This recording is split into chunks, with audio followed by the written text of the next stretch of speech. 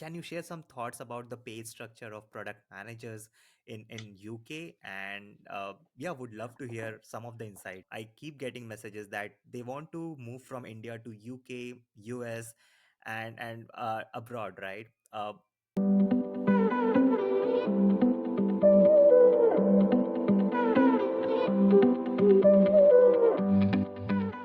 Hello, everyone. Welcome to the another episode of Product Management Interview Experience. And today we have Priyanka, who has recently transitioned from a program manager role to a product manager. Thank you Welcome, so much, Priyanka. Sugat. Looking forward to talk to you. Perfect. Thank you, Priyanka, for being a part of this channel. Uh, in most of my last, episodes, I have mentioned that transitioning into product management through internal transition is one of the best ways. And today we're gonna be talking about that. Priyanka not only transitioned from program manager to product manager, but she also moved from India to UK through her current company. So, folks, keep watching the video till end if you want to understand the entire journey of the Priyanka and for the aspirants who are seeking for an internal transition. So, without any further ado, let's get started. Priyanka, why don't you go ahead and introduce yourself Okay, to the sure. audience? So, hey everyone, those who all are watching, myself Priyanka, and I have close to 9 years of experience in IT. Currently, I'm working with Visa London as a product owner at a consultant or a manager role. And before this, I was with Visa India as a technical program manager. Like Sugat has mentioned, I have recently transitioned from program to product domain. Before this, I was with Nokia as a technical project manager. And before Nokia, I was with Siemens as an application manager. And before that, I have worked with few companies like Wells Fargo, Deutsche Bank, and HP. So I have a versatile experience of working with fintech, energy, telecom, insurance, and especially in the banking domain. Okay, having said that, I have also recently completed my MBA alongside my job while I was making this internal transfer. So I have done my MBA from Liverpool Business School, UK, and that was an online MBA. But I consider that as a full-time MBA because I was doing that along with side by my job. And while doing all this, I have also done few certifications across in my various roles just to establish strongly whatever the role and the responsibility I was playing. And I would say that I'm an agile enthusiast and a positive person. Great to know about you, Priyanka, and about your entire experience. So, you have been working for into this product role for quite some time, right? Can you help us walk through some of the differences for the audience, especially between what a program manager does versus what a product Yeah, person sure, does? Sugat. That's a very interesting topic to talk about, honestly, because nowadays these two are the roles which are majorly in demand. One is program management, another one is the product management. I'll first talk about my current role as a product owner or as a product manager, what the roles and responsibility for the person is. Solely, what I believe is product manager, product owner works directly on the vision and the roadmap of the product. They are entitled to or they are responsible to create the features and keeping the objectives and the vision of the company goals in mind, and making sure that they work collaboratively basically with the engineering teams to deliver that feature. That's what a product owner does as per, or a product manager does as per the capacity I have worked so far, while as a program manager is responsible for the execution or delivery of those goals which has been set by the product owners. So product owners creates the roadmap, or product managers create the roadmaps, talks about it, like what's the ultimate plan of the delivery, keeping the recent market trends in need, whereas program manager helps them to deliver or to meet the goals, to deliver the features which has been listed or prioritized in the product roadmaps. And I would also want to highlight that a program manager works closely with engineering teams to make sure that we highlight any risk as early as possible in the delivery phase, and also taking care of all the other aspects of project management area, for example costing, budgeting, if any resources movement is happening, and at the same time also making sure that if there is any risk or dependencies, to deliver the product goals, flagging early to the product managers. So they work in collaboration, that is what I'll say.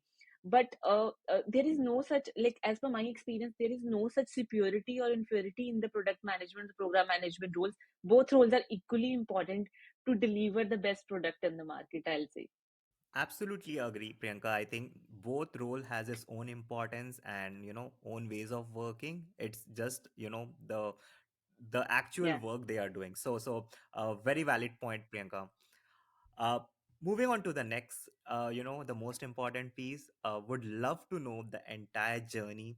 Uh, you know, what happened and how were you able to transition not only into the terms of function but also in terms of Okay. location as well. Would happy to hear the entire Sure. journey, Priyanka. So, Sugat, basically, I'm a kind of a person who loves challenges, basically, in her life. And with the past experience I had, like, I've worked with various companies, HP, Siemens, Wells Fargo, Deutsche Bank, all these good brands I've worked so far, and especially with Visa itself. So I wanted to explore a different challenge. That is the first thing I'll say. That's how I get to know about this role in London location, specifically, which was outside India. And I thought of pursuing it since I had the business knowledge in terms of the domain. I have worked in that domain, specifically in Wells Fargo and Deutsche Bank, what I'm currently doing as a product owner in Visa. So I happened to apply for this role, and it went through the overall interview process, how it happens for any candidates outside Visa. So Visa takes a lot of pride, basically, in keeping the process fair for every candidate who is applying, whether it's internal or external. So that was the first point. And as per my experience, in order to apply for the role outside, it was really good because Visa supported the movement, because Visa also supports the internal movement across different countries. Like, if any person who's working in Visa and in any location, whether it's Singapore, India, or US, would want to move to London or would want to move to UK, it will be supported, or vice versa. It could be across any geographical location. If you want to make that move, knowing that the transition or the career is something which you want to aspire for, they would support that. But that doesn't mean that you will be given any advantage on the top of the other candidates applying for the same role. You will be competing against them in the similar manner. That's what it happened for me when I applied for the role. My profile got shortlisted because of the experience I had in the past, and then I went through the interview process. My interview process involves, like, there was a case study, major case studies which I have to do.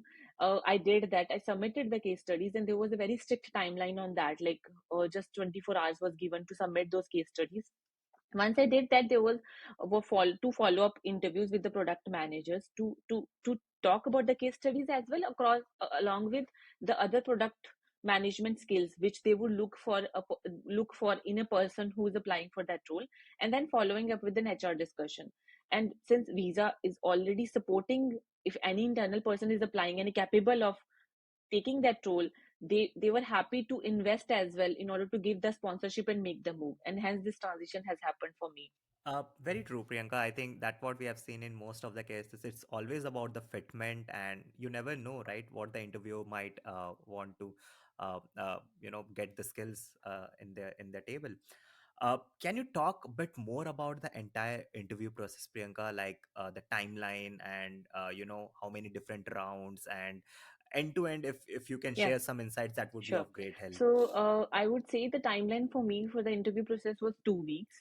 I when I applied for the application and when I was selected for the role, so that was 2 weeks timeline. And in that, the very first round was the case study for me. I have been sent a case study by the HRs, which I had to do and submit it back, okay, to the interview panel. I submitted that in 24 hours time frame. After that, there were two discussions scheduled. Obviously, every discussion was an elimination round. It was like, if once they evaluated my case study first, they liked that, they understood what I wanted to say. Then there was the second round scheduled with the product manager to talk about my product experience and how I would be fit for the role, plus follow up questions they have on the case studies. Once that happened, then there was another sound scheduled to do more grilling on more grilling on what I was doing, basically, on my current role, and how I would be a fit from program to a product domain. Obviously, that was a challenging aspect of it, because I have been doing program or project management for quite long time, and now I was trying to move back to product. And And also they asked other product management questions, like depending on, like, talking about the roadmaps, talking about the prioritization, talking about user journey maps, talking about the experience working with the engineering team from the product perspective, how that will differ, how a person who has a program cap before would be able to come into a product cap and will justify the duties of a product manager, right? And then, yes, moving on, once my interviews are done, like a decision has been taken by the panel whether it's a fit or not. And then accordingly, then the HR discussion happens, and then I got the offer. That's how it happened for me. Awesome. I think overall it were like Yeah, close to 3 rounds, including the case studies, and that was pretty straightforward. And kudos to you for cracking the PM interview thank of you. visa. Uh, Also, just to understand, right, this was about the interview process, but for transitioning into product role, I'm sure you must have learned about the product management skills or have collaborated or worked with any product managers previously. Uh, how was that phase altogether about your learning phase and your decision of getting into product management? Honestly, I would like to give a small credit to you also, Sugat, because when I was trying to learn about the product management space, I obviously went to the open sources. There are a lot of paid sources as well. For me, I always try to believe that there is a lot of free resources available across, which could be a good source to start if you want to get into if you want to get into some specific area where you don't have an expertise right now. But since the I had the knowledge from my past experience where I worked as a business system technical analyst with Wells Fargo and Deutsche Bank. I knew that I know the domain, but I just want to brush up some skills. So I went to the open sources, I went to the YouTube to learn about the product management skills, to learn about how would a person approach a use case, how would a person approach a particular interview question in the product area. And that's how I built my learning.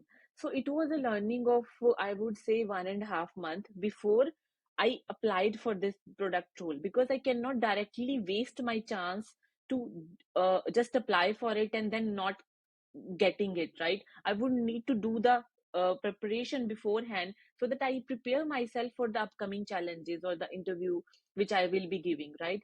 So I went to the open source platform, which is YouTube, and that was my only 99% of the source from where I got the knowledge. I happened to see a lot of interviews from different product managers working with Facebook, Meta, or maybe any small company so far. I'm not just saying it's big companies. Every product manager working across with any companies is facing a lot of challenges. So it is good to learn from them. Also, I try to connect with them on LinkedIn, which is how I could see their journey and I'd have a one-on-one conversation. If they can help me to understand the sources from where they could get the knowledge. That was my second action item which I did, which actually prepared me for this role. Great to hear that, Priyanka, and thanks a lot for the mention.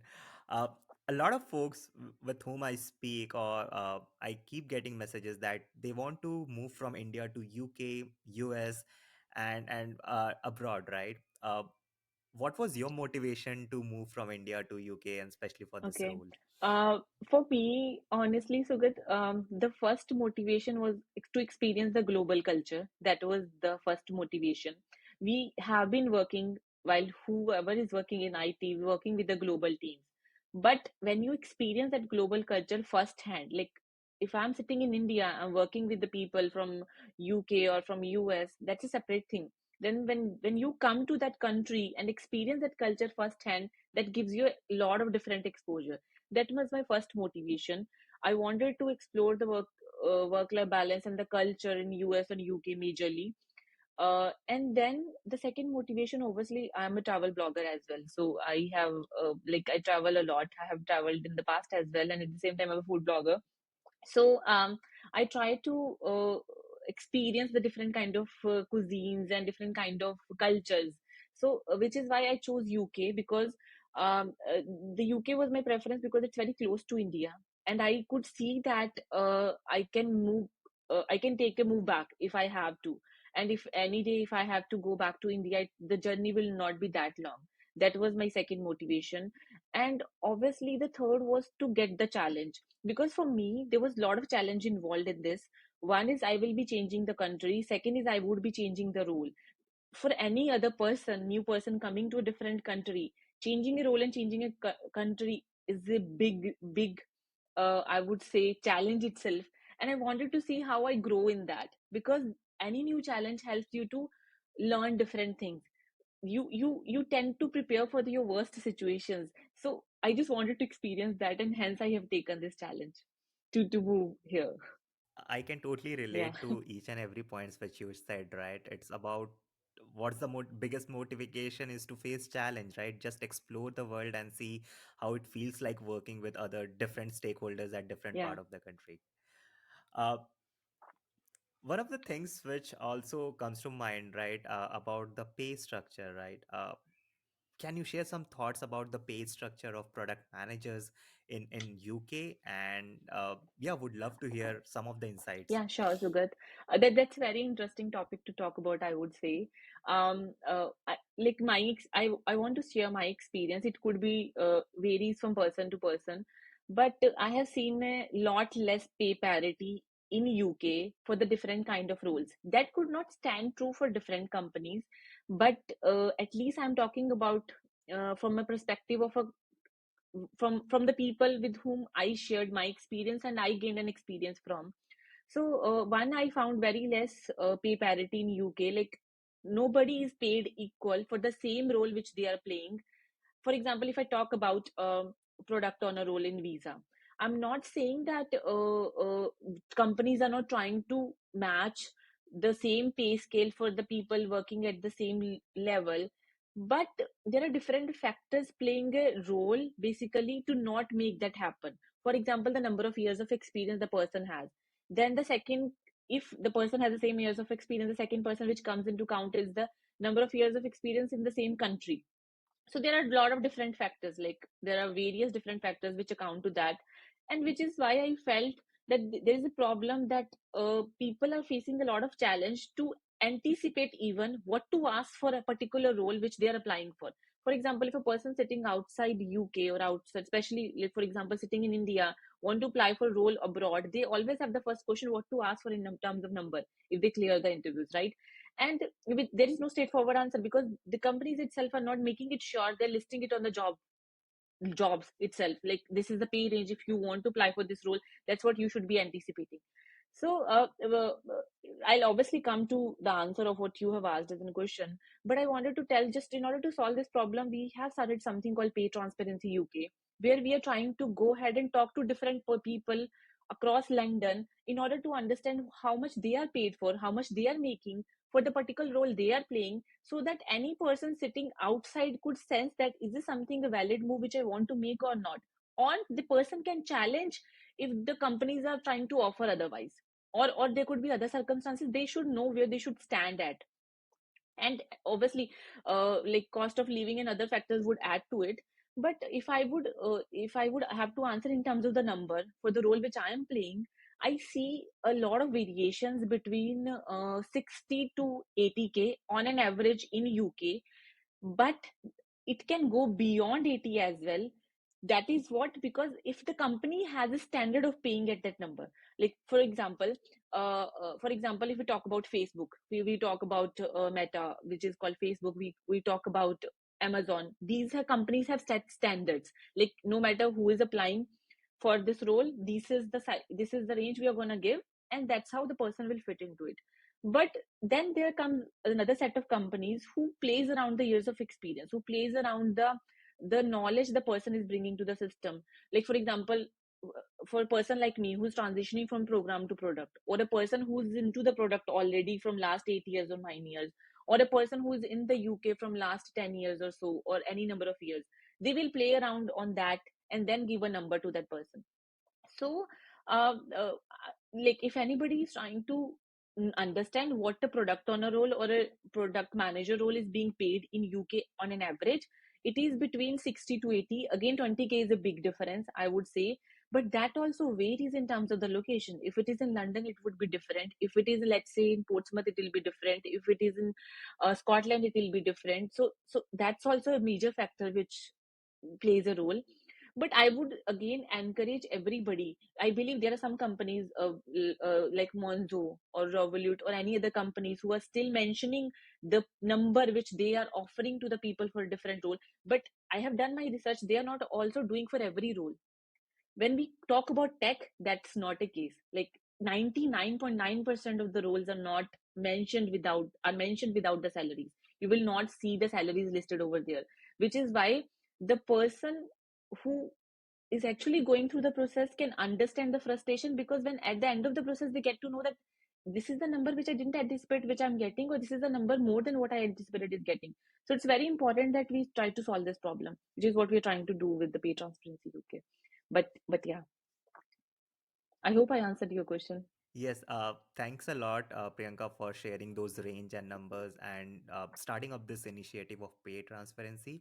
Folks, do check out the link in the comment section or the description section and take a look at the different pay scales. But I think based on some of my research, which I have done, right, Priyanka mentioned it absolutely correct that not all the companies are sharing the scale, but there are a bunch of companies like Monzo, Revolut, and even on the LinkedIn jobs you can find that range of salary. So on an average, I think if you are more than 6 to 7 plus years of experience planning to move to UK, I think an average ballpark number would be somewhere around 80 or 70 sort of things. But that again goes from, it can increasingly go from till 130, 140, one Right. fifty also. So there's a huge pay difference, and the range that any PMs can expect while they are moving That's from true. India to That's true. UK. Awesome. I think that was a interesting chat talking to Priyanka, getting to know about her journey of transitioning into product management as well as moving countries from India to UK. Before we wind up, Priyanka, do you want to share anything else to the audience who might be planning for similar transition to different Yeah, I countries? would like to share just one tip. Those who are trying to use LinkedIn as a source to find the jobs and to get the referrals, that don't get disheartened if somebody doesn't reply to you. That's the only thing I say, because I feel that it's what matters is for you to try. Like your what is here in your hand is to try. What if you are not getting the results? That's not because you are not trying enough. Yes, there could be possibility of trying in a different way, but you don't stop your try. Don't stop of pinging to thousand different persons to get the truffle which you want, to get that job which you want. So and at the same time, I want to tell that LinkedIn is really a good and free platform which is kind of offering that help which is needed right now and nowadays to get the inspired job or the dream job which a person wants. So that's the only tip I want to tell people. And at the same time, I also want to tell them that for me, at least I try to give back to the community. There is no single message in my inbox which I tried not to address. I know sometimes for some folks it could be quite overwhelming not to address every other inbox message, but it is very important. At least you try and acknowledge and help if wherever you can. And it's something which I want to tell to everybody as well who are actively using LinkedIn. Try to give back to the community as much as you can. That's the only message I want to tell. Hey, thank you, Priyanka, for sharing your thoughts. And yeah, I think LinkedIn is an awesome platform. Try to leverage Yeah, as much as possible. And, again, thanks a lot for being part of this channel. And folks, if you're still watching, please like, share, and subscribe this video so that it reaches out to more aspirants. And yeah, till then, let's keep looking for the next yep. upcoming videos. See Thank you all. you.